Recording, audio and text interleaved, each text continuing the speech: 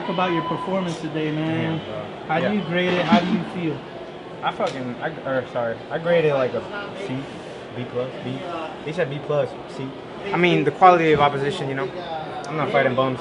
This is my third national champion that I've beaten. Two U.S. national champions, one Puerto Rico national champion, 3 in a row. Yeah, you know, I know. 3 lefties. I'm not fighting bums. I'm not going up like these guys are going up. Right. When I fight for a belt, when I fight for that belt, it's because I fought real people. Exactly. You know what I mean? I'm not fighting no bums. And yeah, I'm having hard times against real fighters. And so, yeah, I give myself a not best grade. But he was throwing the 1-2 headbutt. 1-2 headbutt. I heard him like 8 times in that fight. Every time I heard him, he held on. He found a way to, you know, make the way out of the round or headbutt me or do something. You know, do I give myself an A plus? No. Did I feel my optimum? You know, I didn't feel as 100% as I had before in the past. So I did conserve a little bit, and I was trying to fight smart also. He was a better holder than I was.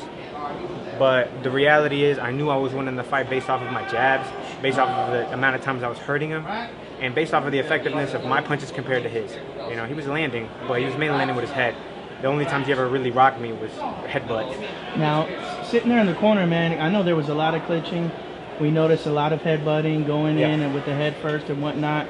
And it sort of happens going in with an orthodox and southpaw. Yeah, well, our feet were getting tied up a lot. Yeah, and there was a tackling moment there in the 3rd or 4th round that just quite made things ugly. Yeah. What adjustments did you have to make, or what adjustments I was did trying your to keep corner my get foot. you to I was make? trying to keep my left foot on the outside, and he's pretty good. He was really good at that too. So he was trying to. We were fighting the same battle, kind of. He was a little slower than I was. I felt like, and so his jab was getting short. He was shorter.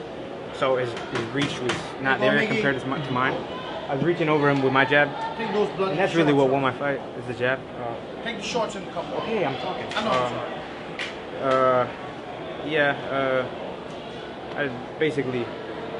I don't give myself an A+, but I beat a real dude, you know what I mean? This guy beat Errol Spence in the amateurs. Right, you know what exactly. I'm talking about? Like, I'm not fighting no bum Yeah, with a month. he had a 15-1 record. He's definitely not a slouch, man. He's been over there with a lot of good undefeated guys. He got robbed against Kermit Cintron. Exactly. You know what I mean? The reality is he beat Kermit Cintron. I'm a big fan of Kermit, and I don't want to talk bad about him or nothing like that. He's past his prime, you know. But he did that. Well, shouldn't be a draw. He should be 16-1. It is what it is, man. I beat another really good fighter. What's next for me? I don't know. Now, on a lighter note, man, we're coming up against the holidays here. What's your plans for Thanksgiving? Oh, man, I gotta enjoy them, man. I gotta get stitches probably tomorrow because I look like a mutant. I'm just gonna enjoy myself, man. Chill with my girl, and just kind of soak in. I'm not really happy today because look at me. Right. But when I sit back and I think about everything and everything kind of settles down and I go back to the training camp, I'm gonna be really happy that I was able to come out with the win against a very formidable opponent.